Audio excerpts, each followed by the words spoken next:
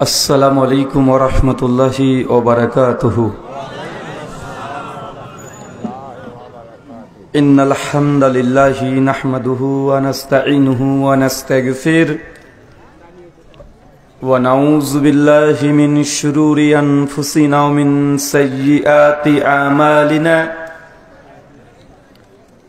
मन यहदिहिल्लाहु फला मुदिल्ल लहु वमन युद्लिल फला हादिय लहु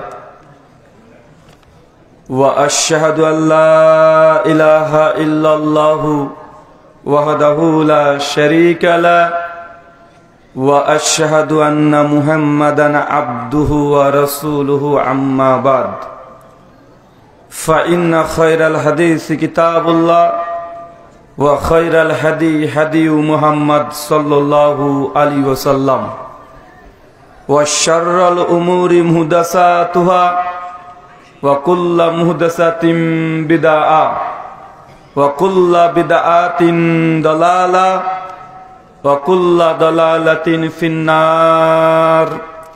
अऊज़ु बिल्लाहि अस्समीइल अलीम मिनश शैतानिर रजीम मिन हमज़िही व नफ़्ख़िही व नफ़्सिही।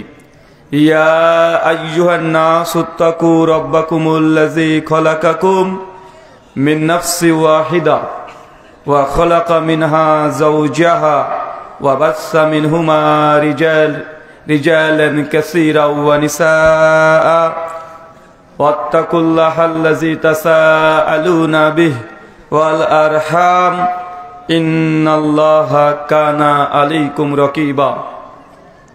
या अय्युहल्लज़ीना आमनुत्तक़ुल्लाह व क़ूलू क़ौलन सदीदा युस्लिह लकुम आमालकुम यग़फ़िर लकुम ज़ुनूबकुम व मन युतिल्लाहा व रसूलहु फ़क़द फ़ाज़ फ़ौज़न अज़ीमा। क़ाल रब्बि इश्रह ली सदरी व यस्सिर ली अमरी वहलुल उक़दतम मिन लिसानी यफ़क़हू क़ौली रब्बी ज़िदनी इल्मा व ज़िदनी फ़हमा। समस्त प्रशंसा সেই মহান সত্তা আল্লাহ সুবহানাহু ওয়া তাআলার জন্য, যিনি আমাদের সৃষ্টি করেছেন। শুধু সৃষ্টি করেননি, এই পৃথিবীতে সহস্র কোটি মাখলুকাত সৃষ্টি করার পরেও যিনি আমাদের এই মানব জাতিকে সর্বশ্রেষ্ঠ জাতি, সর্বশ্রেষ্ঠ মাখলুকাত এবং সর্বশ্রেষ্ঠ নবী মুহাম্মদে আরবি সাল্লাল্লাহু আলাইহি ওয়াসাল্লামের উম্মত হিসেবে প্রেরণ করেছেন, সেই মহান সত্তা আল্লাহ সুবহানাহু ওয়া তাআলার সংক্ষিপ্ত শুকরিয়া সুজুদ আদায় করি। তার নিজেরই শেখানো ভাষা দিয়ে সকলে এক বাক্যে পড়ি আলহামদুলিল্লাহ। পশ্চিম সোনারাই আহলে হাদিস জামে মসজিদের উদ্যোগ এবং পরিচালনায় আজ 20 ফেব্রুয়ারি 2025 প্রথম বার্ষিকী আজমুশান ওয়াজ মাহফিল। আজকের এই আলোচনা সভাটিকে সফল করার জন্য যারা সার্বিক দিক থেকে সাহায্য এবং সহযোগিতা করেছেন, তাদের প্রত্যেকের নাম স্বতন্ত্রভাবে নিয়ে শুকরিয়া আদায় করা সম্ভব নয়। তারপরেও আজকের এই চলন্ত সভার সভাপতি সাহেব, সহসভাপতি, অতিথি এবং বিশেষ অতিথি সহ দূর দূরান্ত থেকে যেসব দিনী ভাই এবং বোনেরা আলোচনা শ্রবণের উদ্দেশ্যে একত্রিত হয়েছেন, পাশাপাশি যারা সোশ্যাল মিডিয়া প্ল্যাটফর্ম থেকে এই অনুষ্ঠান এই মুহূর্তে দেখছেন অথবা পরবর্তী সময় দেখবেন, এবং যারা অর্থ, শ্রম, মেধা, অক্লান্ত পরিশ্রম, দোয়া এবং পরামর্শ দিয়ে সহযোগিতা করেছেন, আল্লাহ সুবহানাহু ওয়া তাআলা তুমি তাদের প্রত্যেকের নেক নিয়াত এবং নেক আমলগুলোকে কবুল করে নাও, সকলে পড়ি আমিন। মহান সত্তা আল্লাহ সুবহানাহু ওয়া তাআলার কাছে দোয়া, এই প্রার্থনা, আল্লাহ সুবহানাহু ওয়া তাআলা আমরা মানুষ, আমরা কম বেশি ছোট বড় ভুল, ত্রুটি বিচ্যুতি, গুনাহ, পাপ, অন্যায় করে থাকি। আজকের এই আলোচনা সভার ওসিলায় আমাদের পেছনের ছোট ছোট গুনাহগুলোকে তুমি ক্ষমা করে দাও, সকলে পড়ি আমিন। সম্মানিত সুধী, বাদ মাগরিব থেকেই বিভিন্ন আলোচক তারা পবিত্র কোরআনুল কারীম এবং হাদিসে মুবারাকাত থেকে অনেক গুরুত্বপূর্ণ আলোচনা আপনাদের সামনে পেশ করেছেন। আজকের এই আলোচনা সভার অন্তিম লগ্নে আপনাদের সামনে উপস্থিত হয়েছি কোরআনুল করিম এবং হাদিসে মুবারাকা থেকে বর্তমান প্রেক্ষাপটকে সামনে রেখে কিছু কথা শেয়ার করার উদ্দেশ্যে আজকে যে বিষয়ে গুরুত্বপূর্ণ আলোচনা হবে, আলোচ্য বিষয় যে আমলে জান্নাতে ঘর পাওয়া যায়। কি বললাম বলেন তো, আরো জোরে বলেন। জান্নাতে ঘর দরকার আছে? কে কে জান্নাতে ঘর চান একটু হাত তুলি তো। মাশাআল্লাহ, আল্লাহ তুমি কবুল করো, আমিন।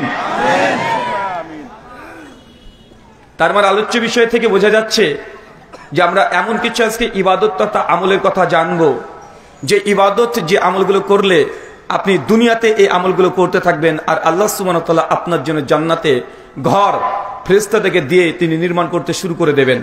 কত ভাগ্যের বিষয় না ভাইজান এটা। চলেন আমরা এ বিষয়ে সংক্ষিপ্ত পরিসর আলোচনা করব।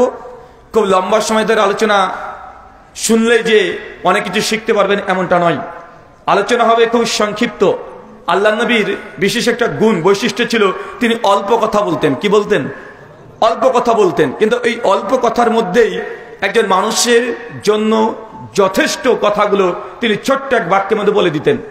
যেমন দেখেন সে মুসলিমের একটা হাদিস, কিতাবুল ইমানে 15 নম্বর হাদিসে আসছে, আল্লাহ নবীর কাছে একজন অপরিচিত সাহাবী এসে বলছেন, ইয়া রাসূলুল্লাহ, আমি সাধারণ মানুষ, বেশি ধর্মকর্ম বুঝি না, বেশি শিক্ষা অর্জন করিনি, তবে আমি জান্নাত যেতে চাই। কোথায় যেতে চাই? জান্নাত যেতে চাই। তো আমাকে এমন কিছু নসিহত করেন, এমন কিছু আমলের কথা জানিয়ে দেন যে আমলগুলো করলেই আমি সহজে জান্নাত যেতে পারবো। আল্লাহ নবী চট করে তার এই আকাঙ্ক্ষা দেখেই শুনেই তিনি মুখ দিয়ে বলছেন, তাই যদি তোমার মনের বাসনা হয় তবে শুনে রাখো, এক আল্লাহর ইবাদত করবে, লা তুশরিক বিল্লাহ, কখনো আল্লাহর সঙ্গে শিরিক করবে না।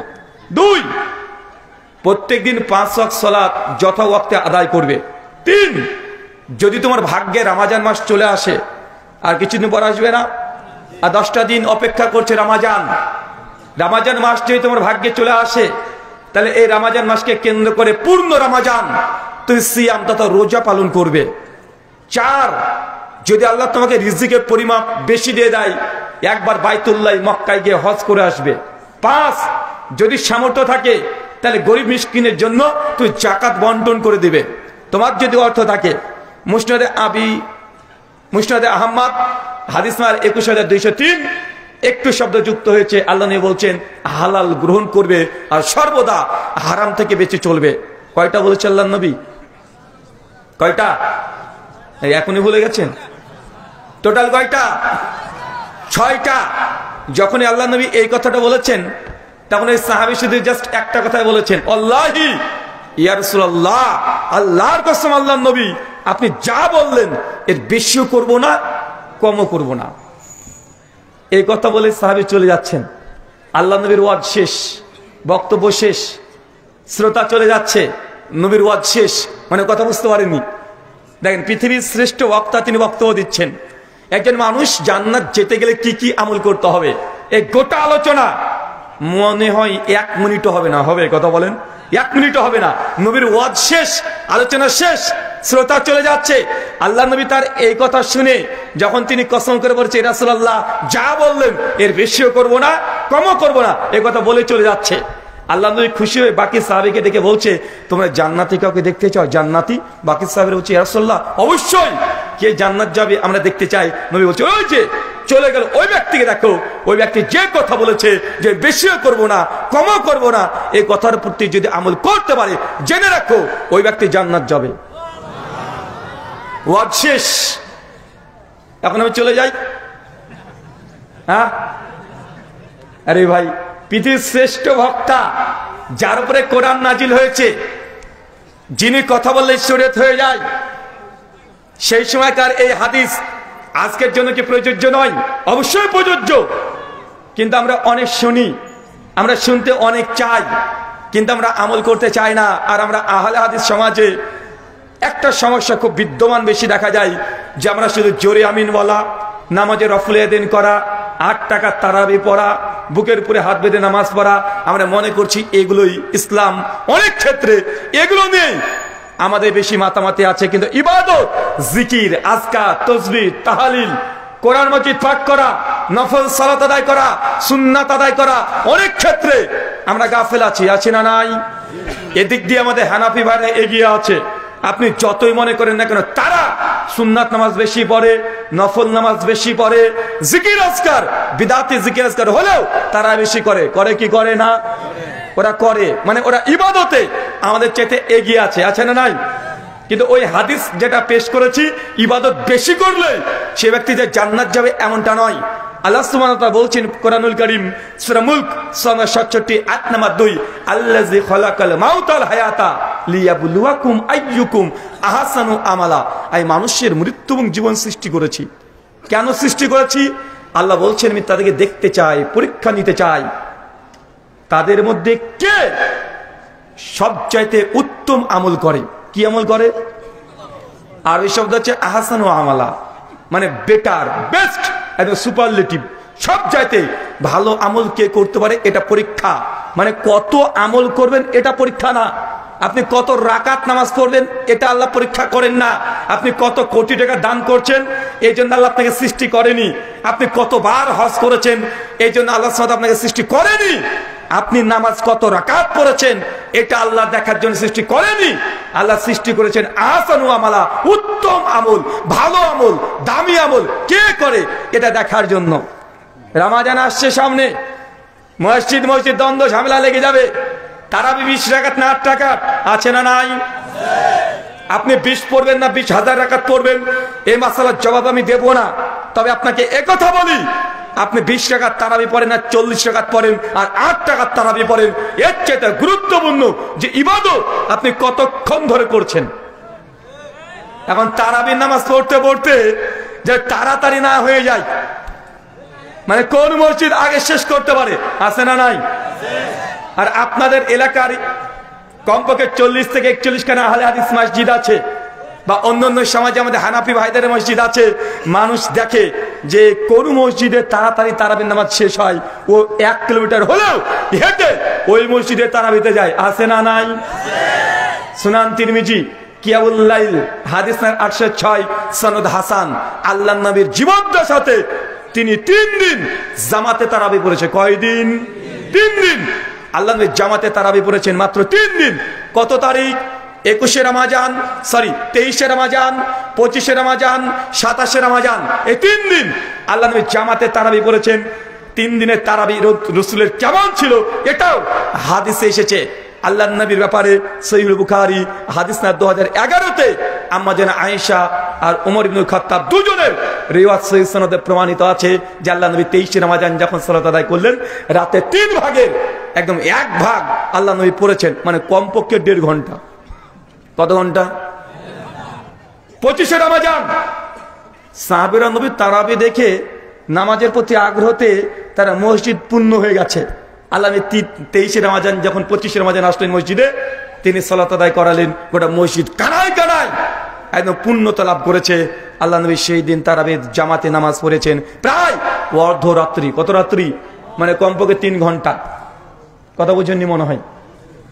যখন 27 রমজান আসলেন, নবী জামাতে তারাবির সালাত আদায় করাচ্ছেন, এত দীর্ঘক্ষণ সালাত আদায় করছেন, সাহাবীরা মনে মনে আশঙ্কা করছেন আজ মনে হয় সাহারি পাবো না, মনে হয় সাহারির আজান দিয়ে দিবে, মসজিদ থেকে গিয়ে সাহারি পাবো তো, এই টেনশনে সাহাবীরা আছে। মানে সাহারির ওয়াক্ত পর্যন্ত নবী ঠেকিয়ে দিয়েছেন তারাবির নামাজ। তো তারাবি মানে কি বুঝলাম? তারাবি মানে তাড়াতাড়ি। কি বুঝলেন? কি বুঝেছেন? আচ্ছা, তারাবি মানে কি জানেন? তারাবি এসেছে আরবি শব্দ তারবিহাতুন থেকে, আর এটার বহুবচন হচ্ছে তারাবিহ। তো তারবিহাতুন এটার মানে বাংলা হচ্ছে বিশ্রাম নেওয়া, থেমে থেমে পড়া, ধীরে ধীরে পড়া, আরাম করে পড়া, মানে খুব ধীরে ধীরে যে নামাজটাকে পড়া হয় ওটার নাম হচ্ছে কি? ওটার নামই হচ্ছে তারাবি।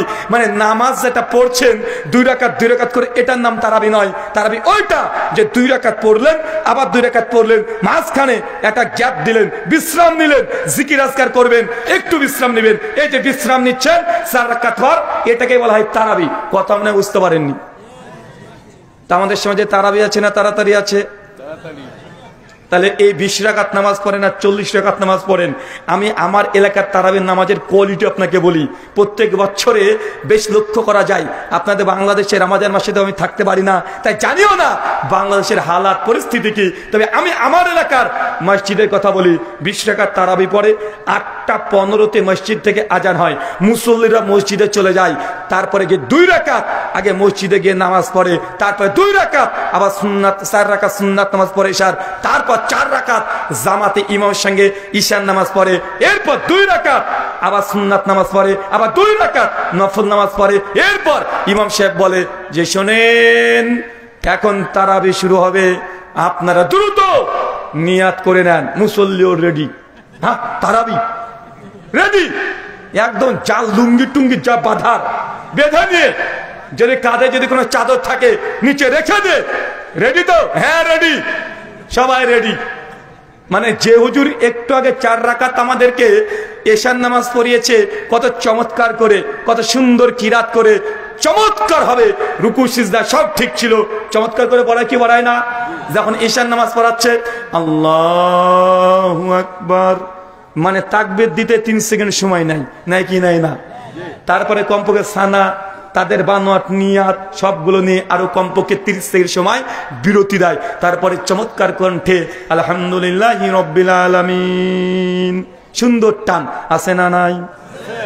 কিন্তু ঈশান নামাজ যখন শেষ, যখন ইমাম সাহেব বলে এবার হবে তারাবি, মানুষ রেডি। তারাবি মানে এখন রেডি হয়ে যাও, যা পারবা, যত স্পিড আছে 4-5 নাম্বার গিয়ারে দিয়ে এখন দাঁড়িয়ে থাকতে হবে, কারণ নামাজ হবে না, এখন শুধু কান ধরে উঠবস করা হবে। আছে না নাই কথা বলে? তারাবির নামাজ পড়ছে আল্লাহু আকবার, আলহামদুলিল্লাহ, আল্লাহু আকবার, সামি আল্লাহু লিমান হামিদা, আল্লাহু আকবার, আসসালামু আলাইকুম, আসসালামু আলাইকুম, আল্লাহুম্মা আমিন বিহাকে লা ইলাহা ইল্লাল্লাহ, শেষ। আছে না নাই? মানে 4 রাকাত করে তারাবি, কমপক্ষে 5 বার বৈঠক দিয়ে তারাবির সালাত আদায় করছে। 4 রাকাত পর একবার মাথায় হাত আর একবার ফ্রিতে মুনাজাত, কমপক্ষে 5 বার মুনাজাত করে এরপর বলছে এবার হবে বিতরের নামাজ। বিতের নামাজ পড়েছে, এরপর আবার বসে বসে 2 রাকাত নফল নামাজ পড়ে কি পড়ে না? মসজিদ ঢুকেছে 8:15, মসজিদের জামাত শেষে মানুষ মসজিদ থেকে বেরিয়ে যাচ্ছে 9:05 অথবা 10 মিনিটে, মানে 35 মিনিট সময় নামাজ পড়েছে 39 রাকাত। কি আপনাদের বাংলাদেশে এমন হয়? মানে 35 মিনিট সময় বা 40 মিনিট সময়ে 39 রাকাত নামাজ। আরে অনেক ক্ষেত্রে দেখা যায় আমরা ইয়াং, আমাদের বয়স বেশি না, কেবল 30-এর ঘরে পা দিয়েছি, কিন্তু যেসব চাচাদের বয়স 60, মানে 1 পা কবরে আর 1 পা কলার ছতরে, মানে যখন তখন চলে যেতে পারে, এই চাচাদের তারাবির কি হালাত হয় বলেন তো? মানে ইমাম সাহেব এত জোরে তারাবির নামাজ পড়ে রুকু থেকে সিজদায় চলে যায়, চাচার মাজা ব্যাকা করতে করতে, মানে রুকুতে যেতে যেতে ইমাম সাহেবের উঠে ওর 1 সিজদা হয়ে যায়। আছে না কথা বলেন ভাই? আমি যে গতিতে সালাত আদায় করতে পারবো, ওই 60-70 বছরের চাচারা জামাতে অত গতিতে পড়তে পারবে? মানে ওই চাচার আত্মীয়াত শেষ হয়, দুরুদি শেষ হয়নি, আত্মীয়াত দূর কি বাত, কিন্তু হুজুরের ইমামের সালাম ফেরানো হয়ে গেছে। আছে না নাই? তার মানে এটা আমাদের তারাবির নামাজ নয়, এটা তাড়াতাড়ি নামাজ। আল্লাহ এই ইবাদত দেখতে চায় না। আমি এই জন্য বলেছি, কোন মসজিদে যদি 8 টাকার তারাবি কেউ যদি পড়ে, সে যে 1.5 ঘন্টা 1 ঘন্টা সময় নিয়ে, তাহলে এই তারাবি এটাই হাসান আমালা। আর কেউ যদি 45 মিনিটে 25 টাকা বা 20 টাকার তারাবি সালাত আদায় করে, এই সালাত আল্লাহর আশে যাবে না, ওই মসজিদে ফ্যানের সঙ্গে বন বন করে ঘুরবে। আবার কেউ যদি 8 টাকার তারাবি পড়ে মাত্র 15 মিনিটে, এমন মুসল্লি আছে না নাই? তো তোমার 8 টাকার তারাবি পড়ার দরকার নেই, তোমার জন্য তারাবি না। তারাবি মানে সময় নিয়ে ধীর স্থির ভাবে অনেক সুন্দর করে মনের মতো নামাজ আদায় করবে, এটা নাম তারাবি। আল্লাহ দেখতে চাই আহসানু আমালা, উত্তম আমল। কত রাকাত নামাজ পড়ছেন এটা আল্লাহ চায় না, আপনি কতক্ষণ রুকুতে আছেন, সিজদে আছেন, আল্লাহ এটাই চায়। কিন্তু আমরা বাঙালি তো, আমরা শর্টকাটে জান্নাত যেতে চাই, বেশি বেশি করে ভাবছি আমি জান্নাত চলে যাব। আছে না নাই? এই যে কয়েকদিন আগে শবে বরাত চলে গেল না, মানুষ বলছে কত রাকাত নামাজ পড়েছিস?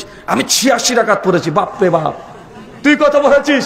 বলছে আমি ভাই বেশি পারিনি, আর একবার তো 150 রাকাত পড়েছি, এবার মাত্র 120 রাকাত পড়েছি। ও ভাবছে যে 120 রাকাত নামাজ পড়লে আল্লাহ তার জান্নাতে একদম ঢুকিয়ে দেবে। এমন বিশ্বাস আছে না নাই?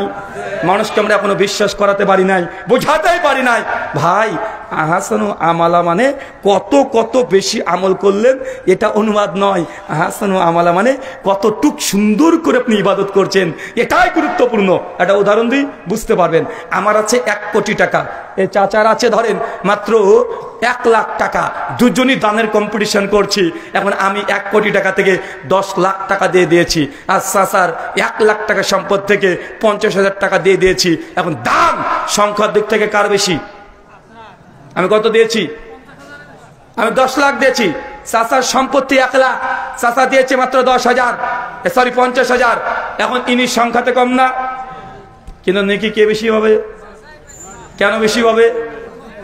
কারণ তোর সম্পত্তি অর্ধেক দিয়ে দিয়েছে। কি করেছে? অর্ধেক।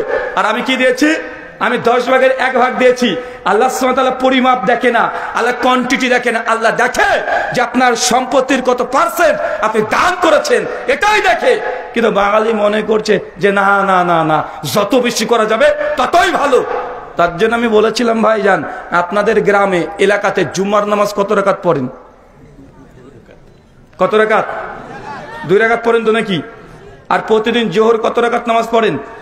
4 রাকাত। এখন নামাজ পড়া ভালো কাজ না খারাপ কাজ? নামাজ বেশি পড়া ভালো কাজ না ভালো কাজ? আগামী জুমা, কালকে জুমা না পরশু দিন? কালকে জুমা, আগামীকাল জুমা না? আগামীকাল জুমাতে ইমাম সাহেব যিনি আছেন তাকে বলে যাই, বলবেন যে বড় হুজুর ভারত থেকে এসেছে, এসে বলে গেছে আজকে 4 রাকাত নামাজ পড়াবো। কেউ নামাজ পড়বেন? কেন রে ভাই? নামাজ পড়া ভালো কাজ না? আরে প্রতিদিন তো জোহর 4 রাকাতে পড়েন, জুমার দিন 4 রাকাত পড়লে সমস্যা কোথায়? সমস্যা কোনো আছে? কেন সমস্যা আছে? আরে ভাই নামাজ তো নামাজ না, কথা বলেন, এটা নামাজ না? আরে প্রতিদিন তো 4 রাকাত পড়ছেন, তা 4 রাকাত প্রতিদিন যদি পড়েন, জুমার দিন 4 রাকাত পড়বেন, ক্ষতি কি? মনে রাখবেন, অনেক মানুষের মধ্যে এটা ভুল একটা ধারণা। আগে আপনাকে খণ্ডন করতে চাচ্ছি যে ইবাদত মানেই মন মতো যত বেশি করবেন তত বেশি নাকি, এই ধারণা ইসলামে নেই। এই ধারণা আছে হিন্দু, খ্রিস্টান, অন্য ধর্মে।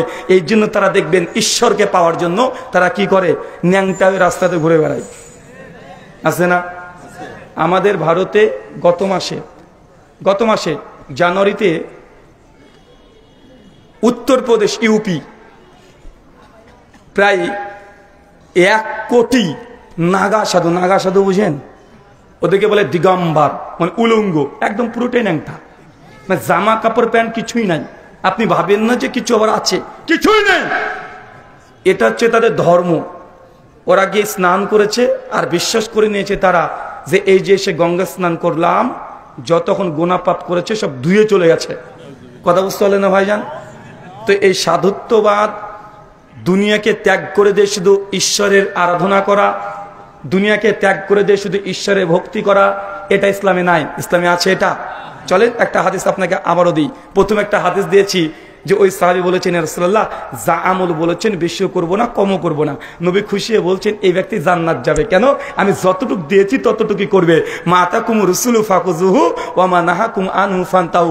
নবী তোমাকে যা দেয় তা গ্রহণ করো, যা দেয় নাই ভালো হলেও সেটার দিকে তাকানো যাবে না। সূরা হাসর সূরা 59 আয়াত নম্বর 7 মধ্যমাংশ, সুনান ইবনে মাজাহ হাদিস নম্বর 1 সেই সনদে পাওয়া যায়। আরেকটা হাদিস দেখেন, সহিহ বুখারী কিতাবুন নিকাহ হাদিস নম্বর 563, সহিহ মুসলিম কিতাবুত তালাক হাদিস নম্বর 1401, মিশকাত হাদিস নম্বর 198। আল্লাহর নবীর একজন স্ত্রীর কাছে 3 জন সাহাবী এসেছে। কয়জন? আরো জোরে, কয়জন? কোন স্ত্রীর কাছে এসেছে হাদিসে উল্লেখ নেই। তবে ইমাম আসকালানি ফাতুল বারীর মধ্যে এই হাদিস আলোচনা করতে গিয়ে বলেছেন সম্ভাব্য আম্মা জান আয়েশা রাদিয়াল্লাহু আনহার কাছে 3 জন সাহাবী এসে বলছেন, আম্মা জান, আমাদের নবী কেমন কেমন আমল করতেন একটু বলেন। কেন? রাতের আমল নবীজি মসজিদে করতেন না, কোথায় করতেন? বাড়িতে করতেন। তো রাতে কেমন ইবাদত করবে সাহাবীরা কি জানবে? কথা বলেন না। তাই আম্মা জান আয়েশা তিনি সব চাইতে নবী রাতের আমল প্রসঙ্গে বেশি অবগত। তাকে বলছে কি কি আমল করেছে একটু জানান দেন আমাদেরকে। আম্মা জান সঙ্গে সঙ্গে রাতে নবী কিভাবে ইবাদত করতেন সেটা বর্ণনা করেছেন। 3 জন সাহাবীর সঙ্গে বলছে, কোথায় আল্লাহ নবী আর কোথায় আমরা? নবী এই কয়টা আমল করে, এই কয়টা আমল, মানে নবীর আমলকে তারা কম মনে করলেন। মানে তারা ভেবেছিলেন আল্লাহ নবী মনে সারা রাত এক পায়ে দাঁড়িয়ে তাহাজ্জুদের নামাজ পড়বে। ভাই এমন বুজুর্গ আছে না? নাই আছে না? অনেক মানুষ বুজুর্গ দেখে। তুমি জানো, তোমরা আহলে হাদিস, তোমরা পীরদের বিরুদ্ধে বলো, তুমি জানো আমার পীর সাহেব তিনি এক পায়ে দাঁড়িয়ে সারা রাত ধরে তাহাজ্জুদ পড়েছে। ভাই বলে কি বলে না? বলছে আমার পীর সাহেব তিনি এক রাতে 3 বার কোরআন খতম দিয়েছে। আমার পীর সাহেব তিনি 100 বার হজ করেছে। আমার পীর সাহেব জীবনে জামাতে নামাজ পড়ে নাই। ওকে জিজ্ঞাসা করছে কেন ভাই, এইখানে আবার বুজুর্গি কি যে জামাতকে পরিত্যাগ করে দিল? হচ্ছে আল্লাহ নবীর সহিহ মুসলিমের হাদিস 1112 নম্বর হাদিস, জামাত অধ্যায়ের, যদি আজান পড়ে যায় নবী বলছেন তারপরে যারা মসজিদে যায় না, নবী আমার বলছেন আমার মনে হয় সেই বাড়িতে গিয়ে আগুন দিয়ে দাউ দাউ করে জ্বালিয়ে পুড়ে ছাড়খাড় করে দিই। আমি এই জন্যই করি না যে বাড়িতে মেয়েরা থাকে আর শিশু বাচ্চারা থাকে। তো তোমার পীর সাহেব কি এমন বুজুর্গ যে জামাতে নামাজ পড়ে না? যুক্তি বলছি, দেখেন এই মসজিদে যদি নামাজ পড়েন তাহলে কত গুণ বেশি নাকি পাবেন। তো সেই মুসলিমের 660 নম্বর হাদিস, 27 গুণ সর্বোচ্চ, তাই তো 25 থেকে 27 গুণ। বলছে মসজিদুল মক্কা হারামের মসজিদে যদি নামাজ পড়েন কত রাকাত নেকি পাবেন? তো 1 লক্ষ রাকাত। বলছে একবার যদি মক্কার মসজিদে নামাজ পড়েন কাবার সামনে দাঁড়িয়ে কত নেকি পাবেন? কত? প্রায় 1 লাখ। উনি তখন বলছেন তাহলে এই মসজিদে নামাজ পড়া দরকার কি?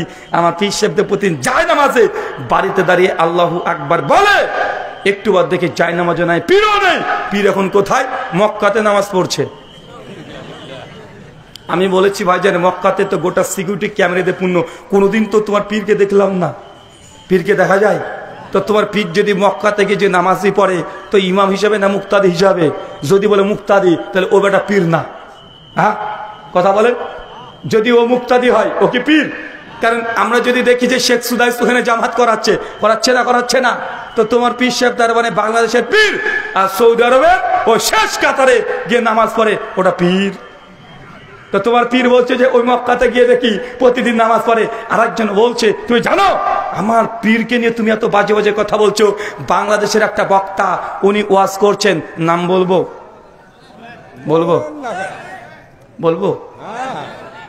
ওনার নাম শুনেই যেন ভয় লাগে। নাম হচ্ছে চর্মনাই। চর্মনের বাংলা মানে কি? মানে চামড়া নাই, মানে চামড়া নাই, মানে এমন কিছু আকীদা বাংলাদেশে প্রচার করছে। সত্যি বেটা কবরে যদি যাস তো চামড়া তুলে দেবে ফেরেশতারা। নামটা ঠিকই ফাইনাল করেছে, ঠিক করে নি ভাইজান। ওয়াজ করছে যে বাবারে আমার পীর সাহেব একদিন গভীর রাত্রিবেলাতে ওয়াজ করে আসছিলেন, রাত্রি প্রায় 2টা, 2:30, 3টা বেজে গেছে। হঠাৎ করে ঝড় বৃষ্টি কঠিন টান দিয়ে বলছে যে মওলা পাকের কাছে। তখন আমি দোয়া করতে শুরু করলাম যে মওলা আজকে কিভাবে রক্ষা পাবো?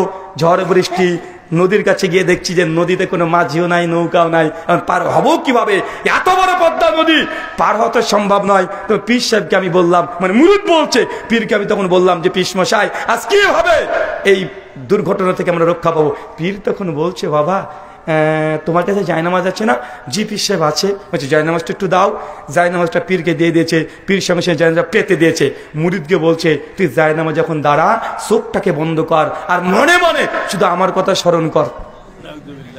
তারপরে পীর সাহেব জায়নামাজে উঠে পড়েছে। পীর আর মুরিদ, মুরিদ মানে বলদ, বুঝতে পারেননি মনে হয়, মানে পীর আর এই মানে মুরিদ তথাকথিত বলদ দুজন একসঙ্গে বসেছে, মানে দাঁড়িয়ে আছে।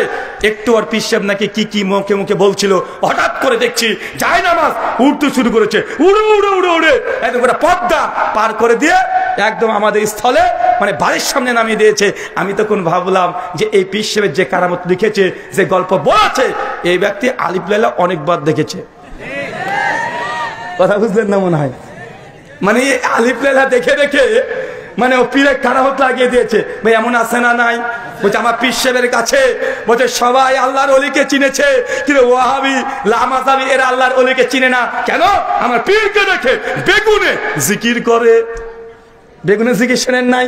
বাঘে সেদিকে প্রণাম করে পীর সাহেবকে শোনেন নাই?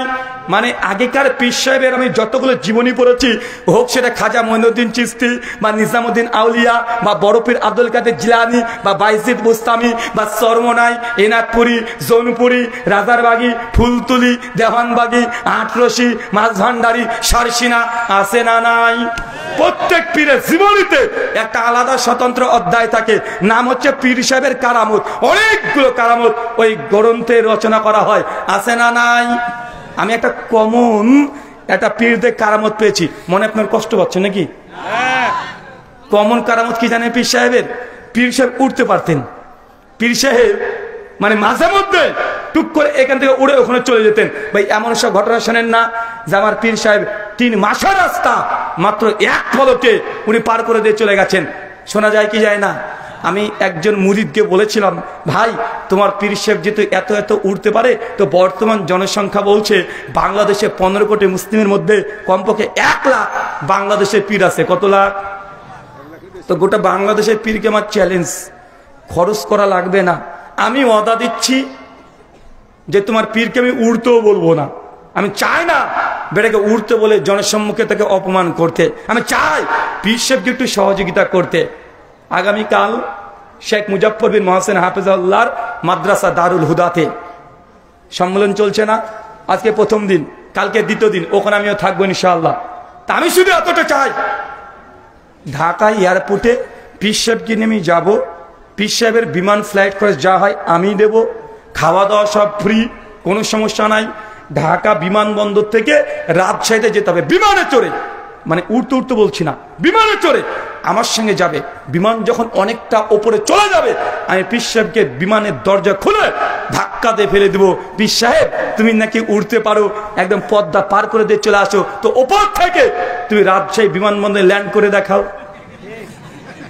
কথা মানে বুঝতে পারলেন না ভাই? আমি তো উঠতে বলছি না, বলছি আরে ভাই একটা সাধারণ মানুষ আপনাকে যদি বিমান থেকে ফেলে দেয়, তো আপনি নিচে যাবেন না উপরে যাবেন? আপনি না নিচে আসবেন। মাধ্যাকর্ষণ শক্তি বা গ্র্যাভিটি আমাদেরকে এটাই বলে, যে কোনো ভর উপরে রাখলে নিচেই পড়বে। তো পীর সাহেব নিঃসন্দেহে নিচে পড়বে, পড়বে না? শুধু পীরের কারামত এতটা দেখাবে যে নিচে ধপ করে পড়বে না, ও ধীরে ধীরে পড়ে রাজশাহী বিমানবন্দরে গিয়ে ল্যান্ড করবে, যখন বিমান যেভাবে ল্যান্ড করে। কথা মনে বুঝলেন না? এখন কোন পীর পারবে? হ্যাঁ পীর পারবে, নিচেও পড়বে, কিন্তু রুহুটা আসমানে চলে যাবে, ল্যান্ড কোথায় হবে? একদম আসমানে। আমি কষ্ট দিতে চাই না ভাইজান, আমি এতটা শুধুমাত্র বলতে চাই যে সমাজে এরকম ভণ্ডামি আছে না নাই? এরকম হাজার হাজার আপনাকে ভণ্ডামি দেখাতে পারবো। একজন বলছে ফাজালে আমল, একটা বাংলাদেশে বই আছে না? আপনি আবার রাগ করিয়েন না, কারণ এই ফাজালে আমলে বইয়ের লেখক কোনো বাঙালি না, এটা আমার দেশ ভারতের মৌলানা জাকারিয়া কান্দালভি, মৌলানা ইলিয়াস সাহেবের জামাতা, তিনি এই বইটা রচনা করেছেন। তো তিনি ভারতের না বাংলাদেশের? ভারতের। তাই আমি যদি সে বই সমালোচনা করি, আপনার অভিযোগ করা মানে অনার্থক। আমার দেশের লেখক, আমি যা ইচ্ছা তাই বলতে পারি, আপনি অভিযোগ করার কে? ওই ফাজালে আমলের 67 নম্বর পৃষ্ঠা, পাকিস্তান করাচি থেকে ছাপা, উর্দু মূল নুসখা। ফাজালে আমল কিন্তু বাংলা বই না, ওটা ছিল উর্দু, ওটা বাংলাতে অনুবাদ করেছে বাংলাদেশের ঢাকা কুতুবখানা থেকে। মূল বইটা কি? মূল বই কি? উর্দু। ওখানে পরিষ্কার ভাবে লেখা আছে, একজন বুজুর্গ তিনি 12 দিন টানা এক অজুতে 12 দিন তিনি নামাজ পড়েছেন। কয়দিন চাচা? 12 দিন এক টানা নামাজ পড়েছে ওই বুজুর্গ। কত বড় আল্লাহর ওলি দেখেছেন? কত বড় আল্লাহর ওলি! আমি শুধু একটু এখানে ইঞ্জিনিয়ারিং করেছিলাম, আমি বলেছিলাম 12 দিন যদি এক অজুতে নামাজ পড়তে পারে এই বেচারা, তে 12 দিনের মধ্যে কি হাগু করেনি? চাচা হাগু করলে কি মানে পটি, একটু ভদ্র ভাষায় বলে পীর সাহেব তার সামনে খিলাফ গেলে আমাকে ভস্ম করে দিতে পারে, তাই না? বলে পীর সাহেব তো অনেক কারামত দিয়ে দেখা যাচ্ছে আমার হাত অ্যাটাক করে নিচে ফেলে দিল। তো একটু ভদ্র ভাই বলি, পীর সাহেবকে 12 দিন একটু পটি করেনি? আচ্ছা পটি করলো না, ভোট ধরে নিলাম অনেক বুজুর্গ ব্যক্তি হয়তো কিছু 12 দিন খায়ও নি, তার জন্য পটি হয়নি, তো ফুসফাস 19-20 তো হওয়ার কথা। আচ্ছা তাও নাহলে হয়নি, তো পীর সাহেব 12 দিন তাহলে কি স্ত্রীর কাছে যায় নাই? হ্যাঁ আচ্ছা এটাও বাদ দিলাম, চাচা পীর সাহেব 12 দিন তিনি কি করেছেন? এক অজুতে নামাজ পড়েছেন। তার মানে 12 দিন রাত্রিতে ঘুমায়নি। কেন চাচা? ঘুমালে কি উজু থাকে? তার মানে 12 দিন কি করেনি? ঘুমায়নি। এখন কোন সাধারণ স্বাভাবিক মানুষ কি 12 দিন না ঘুমিয়ে থাকতে পারবে? জিনিস বুকে পীর সাহেবের নাম তুলে দেওয়ার দরকার। কেন? আজ পর্যন্ত বিশ্ব সৃষ্টি হওয়ার পরে সব চাইতে রেকর্ড যে না ঘুমিয়ে থেকেছে মাত্র 5 দিন। টানা কয় দিন? 5 দিন। কিন্তু পীর সাহেব না ঘুমিয়ে থেকেছে কতদিন? 12 দিন। তো পীরের নামটা গিনিস বুকে ওঠার দরকার না? কথা বলেন, ওর নাম তো গিনিস বুকে ওঠার দরকার। মানে আজ পর্যন্ত কম্পিটিশন কে কতদিন না ঘুমিয়ে থাকতে পারে, সর্বোচ্চ মাত্র 5 দিন পেরেছে, পীর পেরেছে 12 দিন। তার মানে বোঝা গেল এই কথাগুলো পীরের নামে সম্পূর্ণ জালিয়াতি। জালিয়াতি কি জালিয়াতি নয়? জালিয়াতি। সাধারণ শ্রোতা, আপনাদের আমি অনুভূতিটা আঘাত দিতে চাই না, আমি দেখাতে চাই আপনাদের মধ্যে যে ধারণা আছে যে ইবাদত যত বেশি করবেন তত নাকি, এই আশা ভুলে যান। এটা ইসলাম, মনের মতো আপনাকে আমল করা যায় না। আমি শুধুমাত্র আর একটা কথা বলেই এখানে আপনার পীর সাহেবকে ছেড়ে দিতে চাই। ছোট্ট একটা কথা ভাই, এই পীর সাহেবদের তো কারামত যা দেখেছেন দেখবেন, সমস্ত পীরদের কারামত আজ থেকে 100 বছর আগেকার। কত বছর আগেকার? এই নতুন 100 বছরকে পীর জন্মায় নাই। এখন তাহলে পীররা কেন কারামত দেখাতে পারে না? পীরদের কারামত ততদিন ছিল যতদিন ক্যামেরা আবিষ্কার হয়েছিল না। যখনই মানে এই ক্যামেরা আবিষ্কার হয়ে গেছে, পীরদের আর কোনো কারামত নাই। কারামত নাই বললে ভুল হবে, এখনো পীর সাহেব কারামত দেখায়। তবে কি কারামত জানেন? বলে তুই জানো আমার পীর সাহেব তিনি এত বড় পীর। তো বাবা কি করেছে তোমার পীর? বলছে আমার পীর সাহেব 32 বছর গোসল করেনি। এখন হচ্ছে নতুন নতুন ক্যামেরা আবিষ্কার হওয়ার পরে এখনকার পীরদের কারামত 32 বছর গোসল করেনি। আমার পীর 14 বছর দাঁত মাজেনি। মানে আগেকার পীররা উঠতে পারতো, ওই পানির মধ্যে দিয়ে হেঁটে চলে যেতে পারতো, আগুনের মধ্যে দাঁড়িয়ে থাকতে পারতো। জীবনী তো পড়েন নাই? পড়েছেন। কিন্তু এখনকার পীরদের কারামত এগুলোর নাই। এখন কে কতদিন দাঁত মাজেনি, কে কতদিন গোসল করেনি, এটা হচ্ছে এখনকার পীর সাহেবদের কারামত। তার মানে ডাল মে কুছ কালা হে नहीं बल्कि पूरा डाल ही काला है। তার মানে যে এর মধ্যে সামান্য কিছু না, মানে পুরোটাই পীর সাহেবদের নামে এগুলো জালিয়াতি করা হয়েছে। চলেন এর জন্য একটা হাদিসই যথেষ্ট। ওই যে 3 জন সাহাবী আল্লাহ নবীর স্ত্রীর কাছে এসেছে, আম্মা জান নবী আমার কেমন কেমন ইবাদত করতেন। আম্মা জান বলছেন তোমার নবী এই এই আমলগুলো করতেন। সাহাবীরা মনে করলেন নবী এই কয়টা আমল করে, আর তিনি তো নবী, তিনি আমল না করলে তো জান্নাতি, কিন্তু আমরা এই কয়টা আমল করলে হবে না, আমাদেরকে অনেক বেশি আমল করতে হবে। 3 জনের মধ্যে একজন চট করে বলে উঠলো যে আমি সারা রাত তাহাজ্জুদের নামাজ পড়বো। চাচা কি নামাজ? আরো জোরে, কি নামাজ? তাহাজ্জুদের নামাজ পড়বো। আর একজন বলছে তুমি তাহাজ্জুদের নামাজ পড়বে? আচ্ছা আমি সারা দিন রোজা পালন করবো, সিয়াম, কখনো রোজাকে বাদ দেব না। আর একজন বলছে তাহলে আমি কি করব? ও তখন বলছে যে আমি কখনো বিয়ে করব না। বিয়ে যদি করি বউকে সময় দিতে হবে, ছেলে পিলে হবে তাদেরকে সময় দিতে হবে, এই দুনিয়াতে তখন মেতে থাকবো, স্ত্রী সন্তানের ভালোবাসায় মেতে থাকবো, আল্লাহকে সময় দেওয়া যাবে না। অতএব আমি বিয়ে করব না, আমি একদম জীবন চিল্লা দিয়ে দেবো। চিল্লা আছে না নাই? 1 চিল্লা 2 চিল্লা জীবন চিল্লা। এই সাহাবী বলছে জীবন চিল্লা দিয়ে দেবো, মানে বিয়ে করব না, মানে শুধু মসজিদে পড়ে থাকবো, তসবিহ তাহলিল জিকির আজকার এগুলোই করব। আমি বিয়েকে বর্জন করে দিলাম, কারণ বিয়ে করলে বউকে সময় দিতে হবে, আল্লাহকে সময় দেওয়া কমে যাবে। অর্থাৎ বিয়ে আমি জীবন থেকে বাদ দিয়ে দিলাম। চাচা আপনার কাছে আমার সাদা মনে একদম সাদা ফ্রেশ প্রশ্ন, বলেন তো 3 জন সাহাবী যে 3টে আমল করতে চেয়েছিল, কোন আমলটা খারাপ? আমল ভালো। হ্যাঁ বলেন কোনটা খারাপ? সারা রাত তাহাজ্জুদ নামাজ পড়া ভালো না খারাপ? কথা বলে না। ভালো তো নাকি? আচ্ছা ও রোজা করবে, এটা ভালো না খারাপ?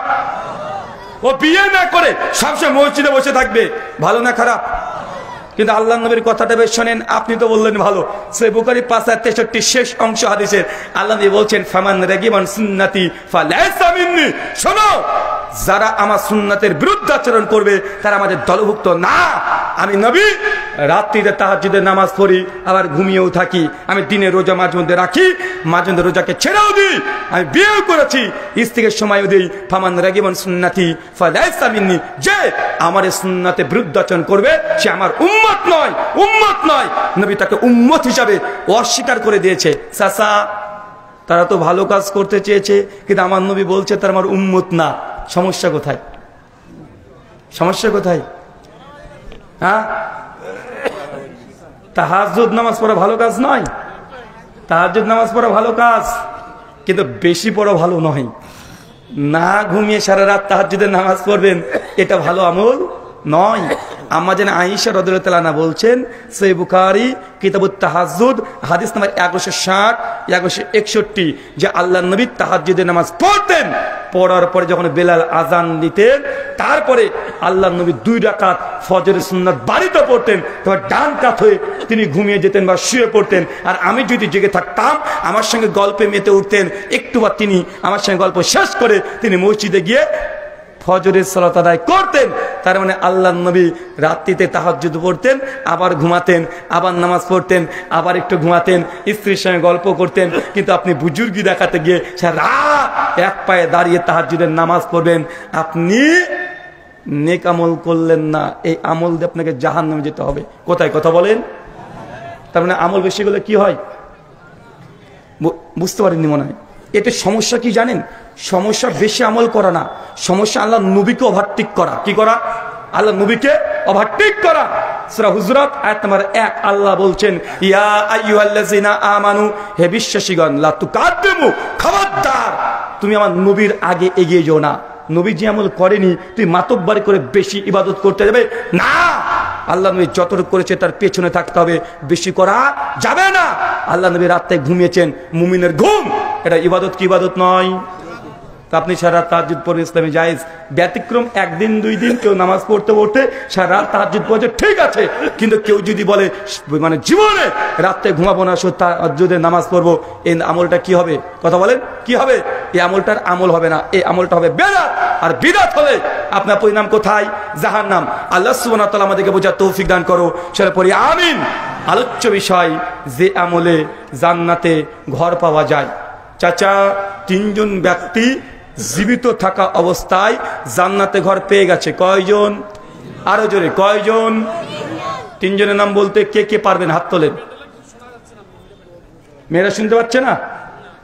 সমস্যা নেই, ওদের শোনার দরকার নেই, ওরা গল্প করুক, ওরা তো গল্প করবে, ছেড়ে দেন ওদেরকে। শোনেন, 3 জন ব্যক্তি জান্নাতে ঘর পেয়ে গেছে। কয়জন? এই 3 জন ব্যক্তির নাম বলতে পারবেন কেউ? যে পারবেন হাত তোলেন। কে পারবেন? চাচা পারবেন না? পারবেন। কয়জন বলেছি? মানে আল্লাহ নবী মেরাজে গিয়েছিলেন, 3 জনের ঘর জান্নাতে নবী দেখে এসেছেন। মেরাজ থেকে এসে বলছেন যে তোমাদের জান্নাতে ঘর আল্লাহ তৈরি করেছেন, দেখে এসেছি। ফেরেশতা জিবরিল দেখিয়ে দিয়েছেন, এটা হচ্ছে এই সাহাবীর ঘর, এটা এই সাহাবীর ঘর, এটা অমুকের ঘর। 3 জন।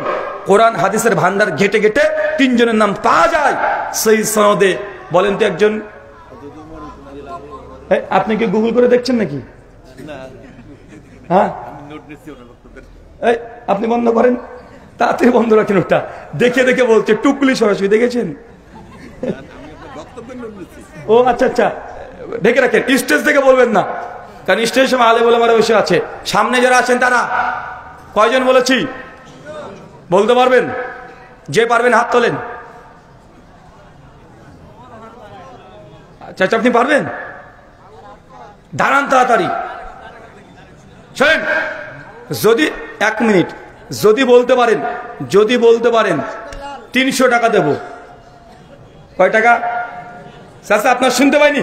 আরে অফার না নিয়ে চাচা আগে উত্তর দিয়েছে। 1 ঘন্টা পড়বে, তারপরে শুরু করবেন।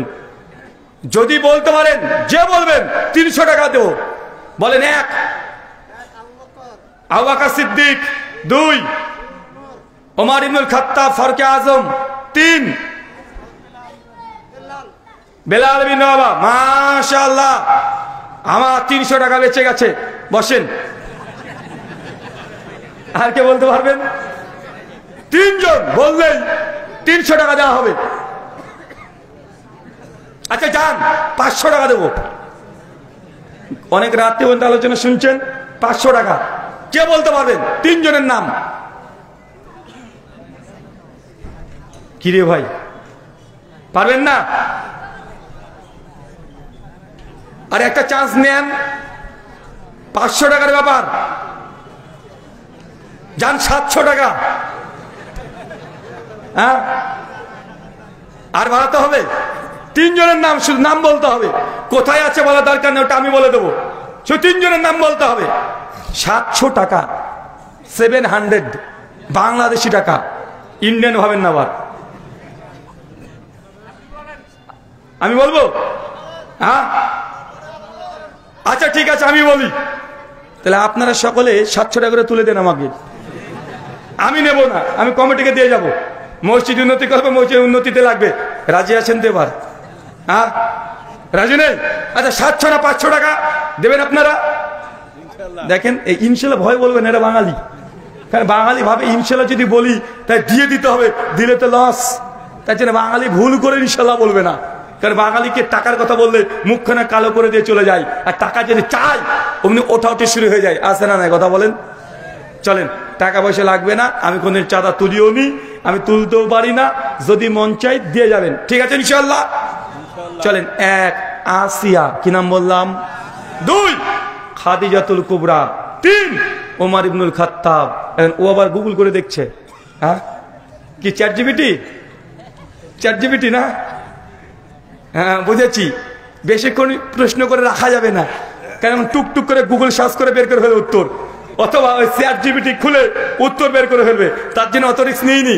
কয়জনের নাম বলেছি চাচা? 3 জন। চলেন 3 জনের ব্যাপারে একটু একটু আমরা জেনে আসি। প্রথম আসিয়া, কি নাম বললাম? আসিয়াকে ফেরাউনের স্ত্রী, মুসনাদে আবি আলা হাদিস 6411, আল্লাহ নবী বলছেন যে আসিয়া যখন নবী মুসা আলাইহিস সালামের কালেমা পড়ে নিয়েছেন, সেই সময়তে ফেরাউন তার নিজের স্ত্রীকে জেলখানায় বন্দী রেখে প্রতিদিন সকালে আর সন্ধ্যায় 100-200 করে প্রতিদিন আসিয়ার উপরে নির্যাতন করা হতো। আসিয়াকে এত নির্যাতন করছে ফেরাউন, আসিয়া কোনোদিন তার স্বামীর বিরুদ্ধে অভিযোগ না করে শুধুমাত্র আল্লাহকে বলছে, আল্লাহ এই দুনিয়াতে ফেরাউনের রাজপ্রাসাদের দরকার নেই, ফেরাউনের অট্টালিকার দরকার নেই, হে আমার প্রতিপালক, জান্নাতে তোমার কাছে একটা আমি ঘর আশা করছি, আমার জন্য তুই জান্নাতে একটা ঘর কনফার্ম করে দাও।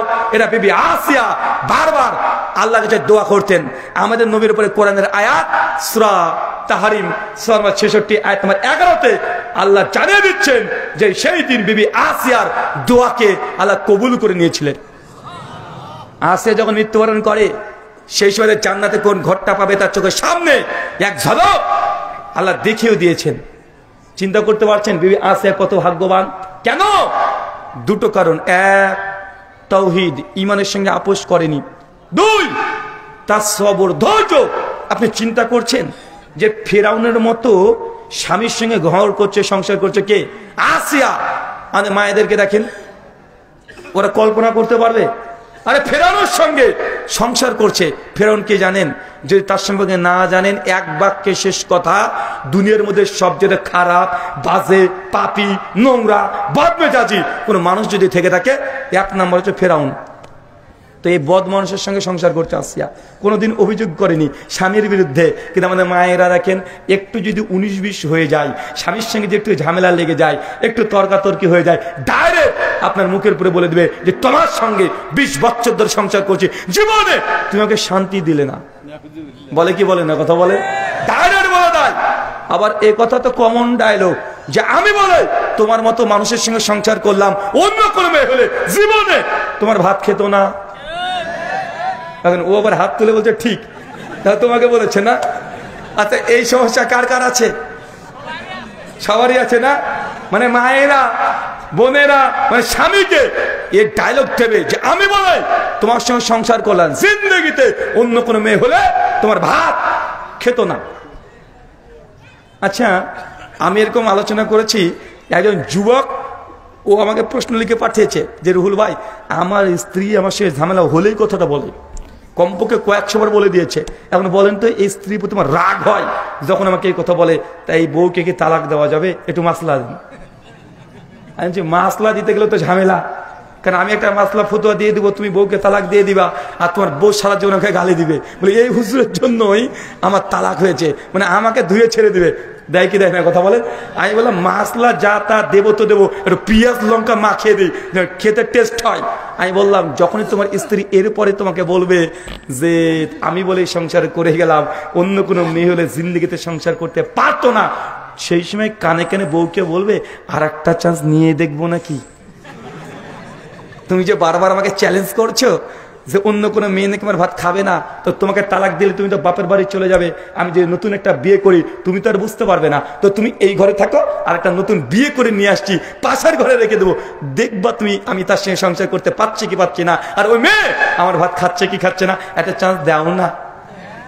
শুধু এই কথা একবার বলে দিবেন, জিন্দেগিতে এই কথাটা বলবে না, দারুণ কাজ করবে। কাজ করবে না ভাবছেন? এটা মারাত্মক তাবিজ। এটা কি তাবিজ? এই তাবিজটা ব্যবহার করবেন, করবেন তো ইনশাআল্লাহ। আচ্ছা, কে কে বিয়ে করেছেন হাত তোলেন তো। এগুলো বিবাহিত? মাশাআল্লাহ। যারা অবিবাহিত গরিব কে কে আছেন, বিয়ে করেননি? আরে সর্বনাশ, মানে এরা গরিব মিসকিন। আচ্ছা হাত নামান। যার বউ নাই সে তো মিসকিন, তাই না? গোটা শীত চলে গেলে কোনো বউ জোগাড় করতে পারোনি, তোমার মতো দুর্ভাগা মানে এলাকা তার নাই। আচ্ছা, যারা যারা বিয়ে করতে চান কিন্তু আব্বা মা দেয় না, বলতে লজ্জা লাগে, কে কে আছেন একটু হাত তোলেন তো। হ্যাঁ, কেউ নাই? বিয়ে করার ইচ্ছা আছে, আব্বা মা দেয় না, একজনও নেই? আলহামদুলিল্লাহ। তার মানে যারা বিবাহিত না, বিয়ে করনি, তোরা বিয়ে করে এখন যোগ্যতা হয় নাই। যোগ্যতা তখনই প্রমাণ হবে যখন বাপকে বলতে পারবা আব্বা বিয়ে করব, তখন তোমার যোগ্যতা হয়েছে। সহিহ বুখারী 5062 নম্বর হাদিস আল্লাহ জানিয়েছেন, হে যুবক দল, যার সামর্থ্য আছে বিয়ে করো, যার সামর্থ্য নাই সে কি করো, কি করো, সিয়াম রোজা পালন করো। তো বিয়ে করবেন, বউ দরকার, বাপকে এখনো বলতে সাহস পান না, তো তোমার মতো কাপুরুষের বিয়ে করে লাভ কি? কাল থেকে রোজা রাখবে, কারণ বিয়ে করার শর্ত কি? যোগ্যতা অর্জন করতে হবে। বিয়ে করবা, বউ দরকার, যোগ্যতাই হয়নি তোমার এখনো বলার। মাধ্যমিক এসএসসি পাস করেছো, বাপকে সঙ্গে ঝামেলা করছো, মায়ের সঙ্গে ঝামেলা করে R115 R15 আছে না নাই, কথা বলেন? R15 কিনে ঘুরে বেড়াচ্ছে, তো মোটরসাইকেল দরকার, বাপ মার সঙ্গে ঝামেলা করে মোটরসাইকেল চালিয়ে ঘুরে বেড়াতে পারো, কিন্তু বউ দরকার বলা যায় না। হ্যাঁ, বলা শিখতে হবে। যদি বলতে না পারো তোমার বিয়ে করার দরকার নেই। 2, খাদিজাতুল কুবরা। কি বললাম? সহিহ বুখারী 3242 নম্বর হাদিস। আল্লাহ নবী বলছেন যে হঠাৎ করে দেখছি ফেরেশতা জিবরিল আমার বাড়িতে চলে এসেছে হঠাৎ। তারপরে আর জিবরিল বলছে, ইয়া রাসূলুল্লাহ, ওই দেখেন খাদিজা আসছে, তার হাতে একটা খাবারের পাত্র আছে। খাদিজাকে বলে দেন জান্নাতে খাদিজার জন্য একটা চমৎকার একটা ঘর তৈরি করে রেখেছে, যার ভেতর থেকে বাইরে দেখা যায় আর বাইরে থেকে ভেতর দেখা যায়। খাদিজাকে বলেন আমি তার ঘর এখনই দেখে আসলাম। তার মানে জান্নাতে আরেকজন ঘর পেয়ে গেছে অলরেডি। অথচ আম্মাজান খাদিজা দুনিয়াতে চলাচল করছে, জান্নাতে অলরেডি ঘর তৈরি হয়ে গেছে। 3, ওমর ইবনুল খাত্তাব। কি নাম বললাম? ওমর বিন খাত্তাব। সহিহ বুখারী 3820 নম্বর হাদিস। আল্লাহ মেরাজে গিয়েছেন, মেরাজে জান্নাত পরিদর্শন করছেন ফেরেশতা জিবরাইলের সঙ্গে। হঠাৎ করে একটা ঘরের দিকে আল্লাহ নবীর চোখটা চলে যায়, দৃষ্টি চলে যায়। এত চমৎকার ঘর, দৃষ্টি নন্দন ঘর, নবী দেখে বারবার ঘরটা দেখতেই আছে। আল্লাহ নবী বলছেন মন চাচ্ছিল যে ওই ঘরে একবার প্রবেশ করি, ওই ঘরটা একবার দেখে আসি। জিবরিলকে বললাম, জিবরিল এত চমৎকার ঘর, সুন্দর ঘর কার? এত দামি ঘর? জিবরিল বলছেন, ইয়া রাসূলুল্লাহ, এটা আপনার উম্মতের ফারুকে আজম ওমর ইবনে খাত্তাবের ঘর। আল্লাহ এত সুন্দর করে তৈরি করে রেখে দিয়েছে। নবী আমার বলছেন আমার মন চাচ্ছিল ঘরে প্রবেশ করি, কিন্তু আমি ওমর তোমার সম্মানের দিকে তাকিয়ে ওই ঘরে প্রবেশ করিনি। আমি চাইলাম ওমর যখন জান্নাতে প্রবেশ করবে, প্রথম জান্নাতে তার ঘরে যেন পাটা ওমরের পরে, এই জন্য আমি ঘরে প্রবেশ করি নাই। ওমর বিন খাত্তাব এই কথা শুনে বাচ্চা শিশুর মতো হাউমা করে কান্না করছে। চিন্তা করতে পারছেন? মানে জান্নাতে ঘর পেয়ে গেছে কনফার্ম। এটা শুনেই ওমর বিন খাত্তাব কান্না করছে। আর আমরা কি করি কথা বলেন? জাহান্নামের কথা বললেও আমরা হাসি, হাসি না আমরা? জান্নাত তো দূর কি বাত, জাহান্নামের আযাবের কথা বললে অনেক মানুষ হাসতে শুরু করে দেয়। এই 3 জন অলরেডি জান্নাতে ঘর পেয়ে গেছে। আমরা জান্নাতে ঘর চাই, আমল করতে রাজি আছি। বেশি না, 5 ওয়াক্ত নামাজ, এদিকে নিসবত করে 5খানা আমলের কথা বলবো। কয়টা আমলের কথা বলবো? মাত্র 5খানা আমলের কথা বলবো, যে 5টা আমল করলে আপনি জান্নাতে ঘর পাবেন। সহিহ বুখারী কিতাবুস সালাত হাদিস 450। আল্লাহ নবী বলছেন কেউ যদি দুনিয়াতে একটা মসজিদ নির্মাণ করে দেয়, বাইতুল ফিল জান্নাহ, আমি আল্লাহ তাকে জান্নাতে ঘর দিয়ে দেবো। চাচা, প্রথম আমলটা কি? কথা বলেন, কি করতে হবে? এই দুনিয়াতে একটা মসজিদ নির্মাণ করতে হবে। মসজিদ কার ঘর? আল্লাহর ঘর। দুনিয়াতে আল্লাহর ঘর তৈরি করবেন, আল্লাহ আপনাকে জান্নাতে আল্লাহ ঘর দিয়ে দিবে। করতে রাজি আছে তো ইনশাআল্লাহ? হুজুর 20-30 লাখ টাকার ব্যাপার একটা মসজিদ তৈরি করতে, আমি তো গরিব মানুষ, মিসকিন মানুষ, নিজেরই তো বাড়ি নেই, এত বড় মসজিদ তো তৈরি করতে পারবো না। চাচা আপনি ভাবছেন যে আপনি টাচ দিয়ে মসজিদ তৈরি করতে হবে, 2 তলা 3 তলা বিল্ডিং করতে হবে, পাকা ইট দিয়ে করতে হবে না। আল্লাহ নবীর জামানাতে এই পাকা এত মজবুত করে এই মসজিদ ছিল না। নবীর জামানাতে মসজিদ ছিল শুধুমাত্র খেয়ার দিয়ে আর বিভিন্ন রকমের গাছ, খেজুর গাছ দিয়ে সাজানো মসজিদ ছিল। দুনিয়াতে যদি একটা কাঁচা টিনের পাটকড়ি দিয়ে যদি মসজিদ দিয়ে তৈরি করে দেন, বাইতুল ফিল জান্নাত, আপনার জন্য জান্নাতে ঘর পাওয়া যাবে। রাজি তো আছেন ইনশাআল্লাহ? যদি তাও না পারেন, চলেন আরেকটা হাদিস আপনার জন্য। সুনান ইবনে মাজাহ হাদিস নাম্বার 738, সনদ সহিহ। আল্লাহ নবী বলছেন, কেউ যদি দুনিয়াতে পায়রার ঢোপের সমান, পায়রার ডিমের সমান মসজিদ তৈরি করে দেয়, বাইতুল ফিল জান্নাহ, আমি আল্লাহ তাকেও জান্নাতে ঘর দেবো। চাচা কত বড় মসজিদ? পায়রার ডিমের সমান। বলেন তো পায়রার ডিমের সমান মসজিদ তৈরি হয়? পায়রার ডিমের সমান মসজিদ তৈরি করতে পারবেন না। ইমাম আসকালানী সহিহ বুখারী 450 নম্বর হাদিসের আলোচনা করতে গিয়ে, শরা করতে গিয়ে তিনি বলছেন, এই হাদিসের অর্থ কি, যে পায়রার ডিমের সমান নবী কেন বললেন? এই হাদিসের হাকিকত হচ্ছে এইটা, কোন ব্যক্তির মসজিদ তৈরি করার নিয়াত আছে, তার একগ্রতা আছে, কিন্তু অর্থ নেই, টাকা নেই, কিন্তু ওই ব্যক্তি মসজিদের জন্য অন্তত দুনিয়াতে একজন মানুষ নামাজ পড়তে পারে এমন জায়গা সে আল্লাহর রাস্তায় দান করে দিয়েছে, একটা জায়নামাজ সমপরিমাণ, ওই ব্যক্তিও জান্নাতে ঘর পাবে। এখনো বুঝতে পারিনি, আর একটু সহজ করে দিই আমলটা করার জন্য। এলাকাতে ইঞ্জিনিয়ার আছে না নাই? কালকে চলে যাবেন, ইঞ্জিনিয়ারকে বলবেন, ইঞ্জিনিয়ার সাহেব একজন মুসল্লির নামাজ পড়তে কতটুকু জায়গা লাগে, মানে একটা জায়নামাজের মাপ 2 ফিট বাই 4 ফিট। কত ফিট? 2 feet by 4 feet. ইঞ্জিনিয়ারকে বলেন 2 ফিট বাই 4 ফিট জমি, সিমেন্ট, ইট, বালি, পাথর, রড, রং মিস্ত্রি, রাজমিস্ত্রি, ছাদ, ঢালাই, ইলেকট্রিক, সমস্ত কিছু খরচ কত হবে বলেন তো? ইঞ্জিনিয়ার সাহেব তিনি হিসাব করে স্কয়ার ফিট বের করে দিতে পারবে কি পারবে না? এলাকায় রাজমিস্ত্রি আছে না নাই? আছে। ওরা বের করতে পারবে কি পারবে না? যদি বের করে বলে যে 80,000 টাকা আজকেই নিয়াত করে নেন, মৃত্যুর আগের দিন পর্যন্ত দুনিয়াতে একটা বড় মসজিদ তৈরি করতে না পারলেও একজন মানুষ যেন নামাজ পড়তে পারে এমন ব্যবস্থা মৃত্যুর আগের দিন পর্যন্ত হলেও আপনি চেষ্টা করবেন যে দুনিয়াতে একজন মানুষের নামাজ পড়ার ব্যবস্থা আপনি করবেন। পারবেন না ইনশাআল্লাহ? পারবে তো ইনশাআল্লাহ? আরে বেদাতিরা বাপ মারা গেলে 2খানা গরু জবাই করে 3 লাখ টাকা খরচ করে হাজার হাজার মানুষকে খাওয়াতে পারে, বেদাত করছে। কিন্তু আপনি তো সহিহ আকীদার আহলে হাদিস, আপনি সুন্নাতে আমল করতে পারবেন না। বাপের জমি আপনি ভোগ করছেন, বাপের জন্য একজন মুসল্লি নামাজ পড়তে পারে এমন টাকা দান করা যায় না? যায় কি যায় না? বাপের আপনি 1 বিঘা জমি খাচ্ছেন, বাপের জন্য একটু মসজিদে যেন 80-90 হাজার টাকা অন্তত পক্ষে দিয়ে একজন ব্যক্তি নামাজ পড়তে পারে এমন ব্যবস্থা করলে ওই ব্যক্তি নামাজ পড়ে যত নেকি পাবে, আপনার বাপ কবরে তত নেকি পাবে। কত সহজ না? সুন্নাত মানে নেকি আর নেকি। বিদআত মানে কি? বিদআত মানে জানেন? ওই যে 1000 মানুষকে খাওয়াবেন, খাওয়া দাওয়া করে যাবে, দাঁতে খিলিন দিবার বলবে দূর ঝালটা একটু বেশি ছিল, আর লবণটা কম দিল কেন রে ভাই, আর পেঁয়াজটা মানে নাই একদম, বা এরকম বলে কি বলে না? মানে বেদাত, ওই বেদাতের জাত মেরে ছেড়ে দিবে একদম। আর সুন্নাত মসজিদে ইবাদত করবে, বাপ কবরে নেকি পাবে। ইনশাআল্লাহ করা যাবে তো? ইনশাআল্লাহ ইনশাআল্লাহ প্রত্যেক বাপ তার সন্তানকে উচ্ছেদ করে যাবেন, আমার নিয়াত আছে 1 মুসাল্লা মসজিদে দান করে দেওয়া। যদি আমি না পারি, আমার সম্পত্তি মৃত্যুর পর ভাগ করার আগে ওই সম্পত্তিকে বাদ দিয়ে আগে 1 জায়নামাজ মসজিদে দান করে তারপর তোমরা বন্টন করবা ইনশাআল্লাহ। চাচা আমল আপনার, মারা যাবেন, বেটাও আপনার না, ছেলেও আপনার না, বৌমাও আপনার না, তার জন্য আগে থেকে ওসিয়ত করে যান। আমি কি টাকা চেয়েছি আমার জন্য?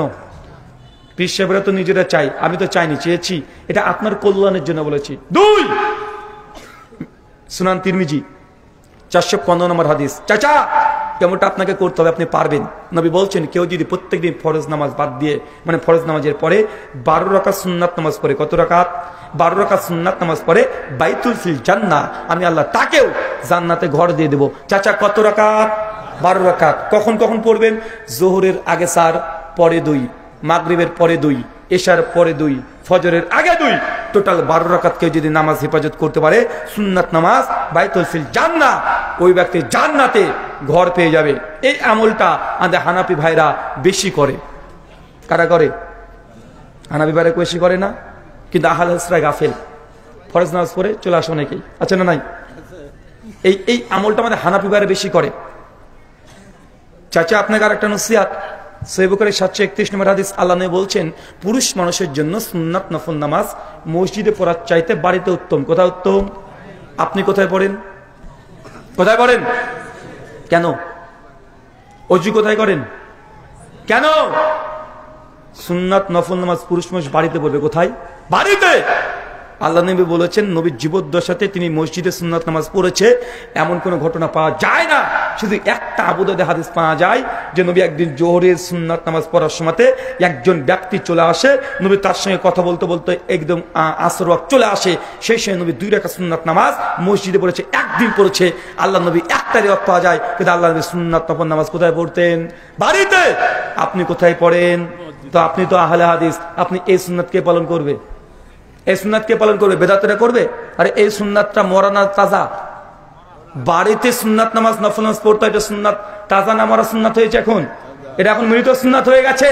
কেউ আমল করতে চায় না, হানাফিরা করে না, আহলে হাদিসরাও করে না। তাবরানী আওসাত 18159 নম্বর হাদিস, নবী বলছেন আমার কেউ মৃত সুন্নাতকে যদি জীবন্ত করে, যে তাজা করে, তাহলে 50 জন শহীদের নেকি তার আমলে দিয়ে দেওয়া হবে। ইনশাআল্লাহ কাল থেকে কথা হবে চাচা। আজকে ফজরেই সুন্নাত মসজিদে পড়বেন না, কোথায় পড়বেন? বাড়িতে পড়বেন। তার মানে এই নয় যে মসজিদে সুন্নাত নামাজ পড়া জায়েজ না, জায়েজ, পড়াটা জায়েজ, তবে মসজিদের চাইতে বাড়িতে উত্তম। কোথায় উত্তম? বাড়িতে উত্তম। তাই বাড়িতে পড়া প্র্যাকটিস করবেন ইনশাআল্লাহ।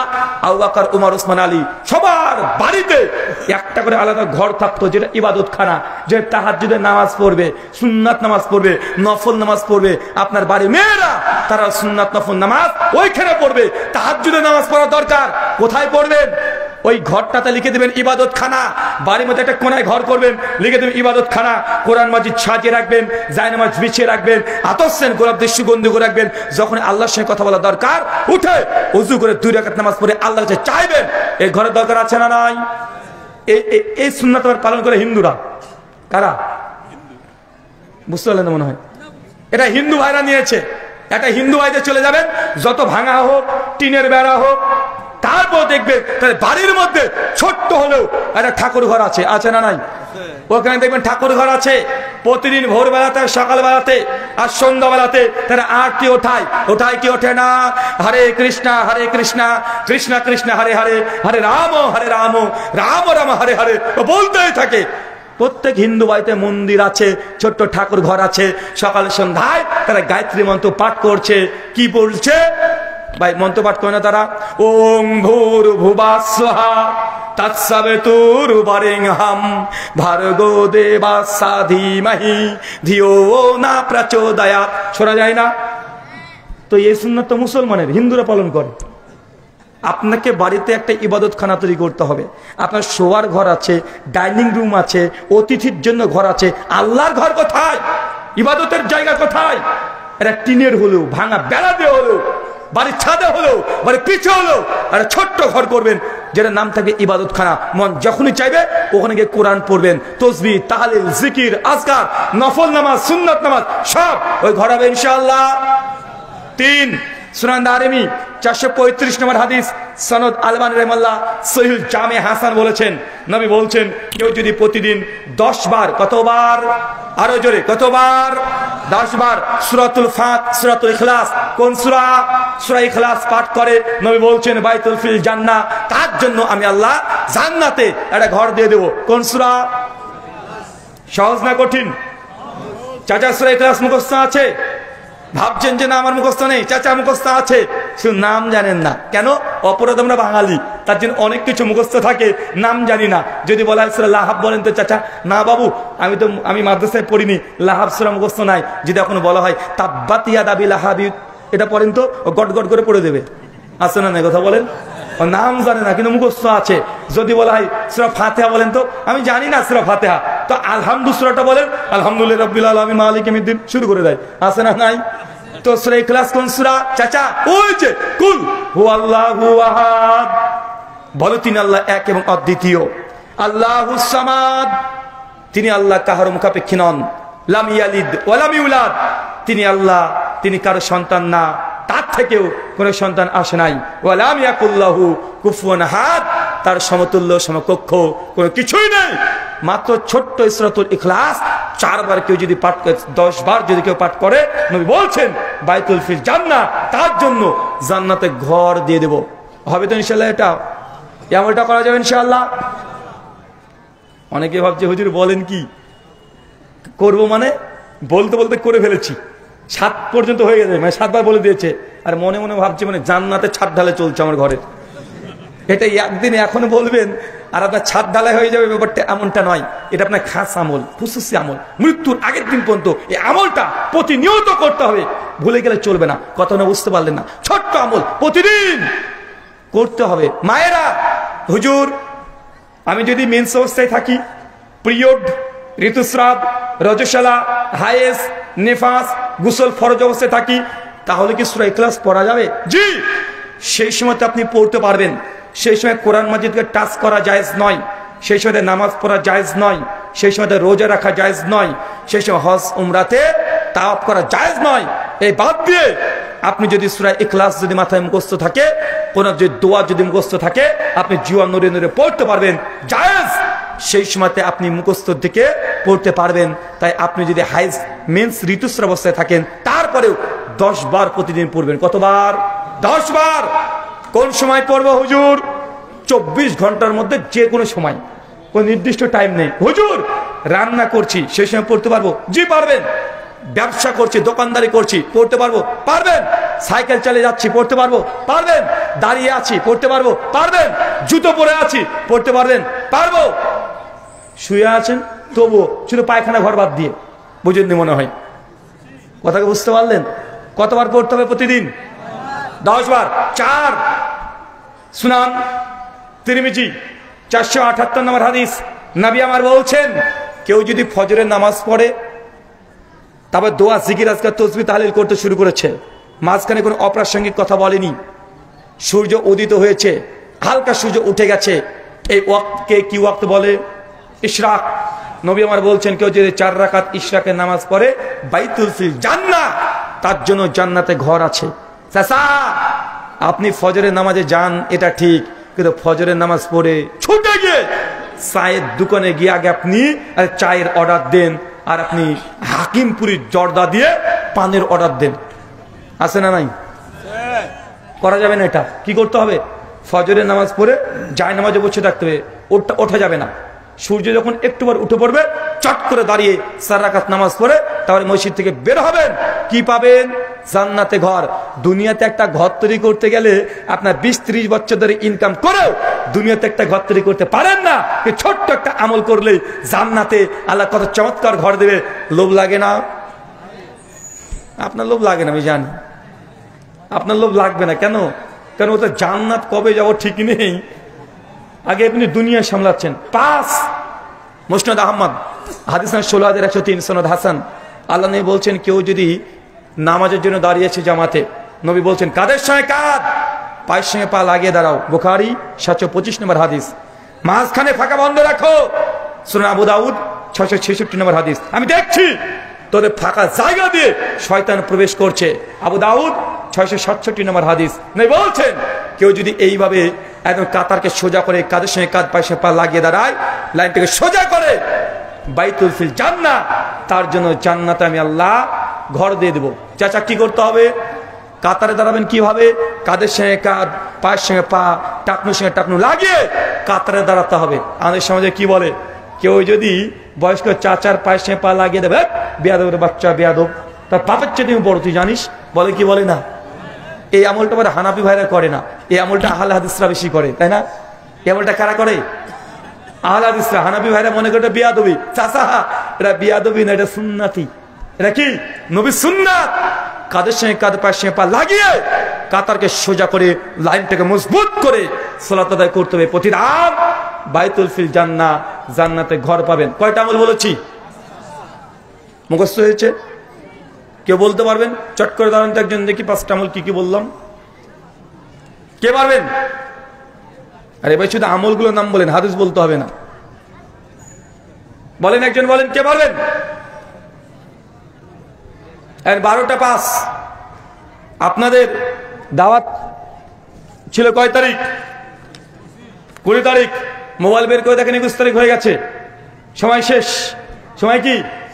সময় নেশ, মানে নাই, শেষ হয়ে গেছে। 21 তারিখ পড়ে গেছে। তার মানে এখন যেটুক হবে নফল, তাই না? তখন বলেন 5টা আমলের কথা বলেছি, কি কি আমলের কথা বললাম? শুধু আমলগুলোর নাম বলেন। একজন চট করে দাঁড়িয়ে হাত তোলেন।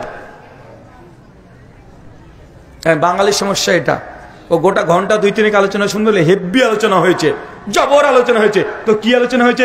কি যে হয়েছে এরকম আছে না? তা আলোচনা শুনে আপনার লাভ কি হলো? 5খানা আমল আমি দিয়েছি আপনাকে। বলেন একজন কয়টা বলতে পারেন দেখি? আপনি বলবেন? মাশাআল্লাহ। বলেন তো এক। মাশাআল্লাহ, মসজিদ তৈরি করা। মায়েরা, জিন্দেগিতে কেউ যদি মসজিদের জন্য চাঁদা চাইতে আসে, বেদাতি মসজিদ হলেও খালি হাতে ফেরত দেবেন না। 1 টাকা দেওয়া হলেও সহযোগিতা করবেন। বেদাতিদের মাদ্রাসায় দেওয়া যাবে না। কেন? ওখান থেকে শিক্ষা নিয়ে বেদাত প্রচার করবে। কিন্তু মসজিদ আল্লাহর ঘর, ওইখানে দেওয়া জায়েজ। 2, 12 রাকাত সুন্নাত নামাজ। মায়েরা, রান্না বান্নার কারণে সুন্নাত আপনি বেশি ত্যাগ করে দেন না। সুন্নাত যে কোনো মূল্যে আপনি আদায় করবেন। স্বামীকে কালকে বলে দিবেন যে হুজুর বলেছে সুন্নাত নামাজ পড়লে জান্নাতে ঘর পাওয়া যায়, তোমার এই ঘরের চাইতে জান্নাতে ঘর অনেক বেশি দামি, তাই আমি কাল থেকে 10 মিনিট দুপুরের খাবার দিতে লেট হবে। কেন? কারণ সুন্নাত নামাজ পড়বো, কারণ তোমার সংসার করবো 20 বছর, কিন্তু আল্লাহ জান্নাতে ঘর অনন্ত জীবন। এই 20 বছরের সংসারের জন্য জান্নাতে ঘর হারাতে চায় না। তাই মায়েরা, সুন্নাত নামাজ মিস করবেন না। 12 রাকাত সুন্নাত যে কোনো মূল্যে আপনি আদায় করে নেবেন। 3, সূরাতুল ইখলাস 10 বার। কয়বার? 4। মাশাআল্লাহ, ফজরের পর ইশরাকের সালাত 4 রাকাত। 5, কাঁধের সঙ্গে কাঁধ, পায়ের সঙ্গে পা লাগিয়ে একদম কাঁধা সোজা করে দাঁড়িয়ে যাওয়া, যে সালাত আদায় করা। যুবক ভাই, যারা বিয়ে করেছো বা পরে করবা, এই আলোচনা শুনে যেন আবার কালকে বউকে বলিও না যে হুজুর বলেছে কাঁধের সঙ্গে কাঁধ, পায়ের সঙ্গে পা লাগিয়ে দাঁড়ালে জান্নাতে ঘর পাওয়া যায়। আসো, কাঁধের সঙ্গে কাঁধ, পায়ের সঙ্গে পা লাগিয়ে স্ত্রীর সঙ্গে আবার নামাজে দাঁড়িয়ে যায় না যেন। আবার ওর সঙ্গে যদি কাঁধের সঙ্গে কাঁধ, পায়ের সঙ্গে পা লাগিয়ে নামাজ পড়েন, নামাজ তো দূর কি বাত, আপনার গোসল ফরজ হয়ে যাবে। কথা মনে বুঝেননি? মানে স্ত্রী, আপনার স্ত্রী হোক, তারপরে কাঁধের সঙ্গে কাঁধ লাগানো যাবে না। স্ত্রী কোথায় থাকবে? পেছনে। সহিহ বুখারী 718 নম্বর হাদিস। আল্লাহ জানাচ্ছেন, পুরুষের জন্য সবচেয়ে উত্তম কাতার পেছনে, সামনের কাতার, আর নারীদের জন্য সবচেয়ে উত্তম কাতার পেছনের কাতার। তাই বউ হলেও কাঁধের সঙ্গে কাঁধ লাগানো যাবে না বাবা, পেছনে থাকবে। কোথায়? পেছনে। তাহলে 5টা আমল পেয়েছি তো আমরা, মুখস্থ আছে, সহ হয়েছে সবার। আজকের এই আলোচনা থেকে সামারি 5টা আমল আপনাকে দিয়ে গেলাম। 1, মসজিদ। 2, 12 রাকাত সুন্নাত। 3, ইশরাকের সালাত। 4, 10 বার সূরাতুল ইখলাস। 5, জামাতে কাতার সোজা করে দাঁড়ানো। আল্লাহ এই 5টা আমলের মধ্যে যে কোনো একটা আমলের বরকতে আমাদের জন্য তুমি জান্নাতে একটা ঘর কবুল এবং মঞ্জুর করে নাও। সকলে বলি আমিন। আল্লাহ।